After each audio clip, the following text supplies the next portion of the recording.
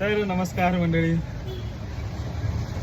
तर आमच्या मॅडमची तुटली चप्पल.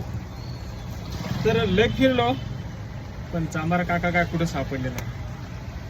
तर फायनली एका जागेवर सापडलेत. हे बघा, कारण पहिलं कसं चौकांनी किंवा बरेच ठिकाणी दुकान राहायचे त्यांचे. आता एवढे दुकानं कमी झाले म्हणतात ना तुम्ही, भरपूर.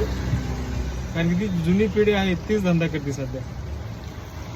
नव्या पिढीला लाज वाटते धंदा करायची. अहो आपला धंदा ते आपणच केला पाहिजे.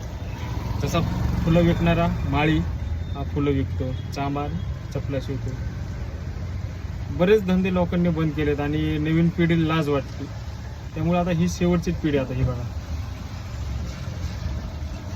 त्यामुळं मित्रांनो, धंद्यामध्ये लाजू नका. आपला जो खानदानी धंदा आहे तो चालूच राहायला पाहिजे आपला.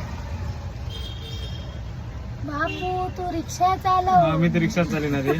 उदाहरणार्थ सुतार म्हणा, लोहार किंवा चांभार, फुलमाळी, फुलं विकणारा, हे छोटे छोटे धंदे चालू राहायला पाहिजे मित्रांनो. लाज नाही वाटायला पाहिजे हो. चला मित्रांनो, बाय.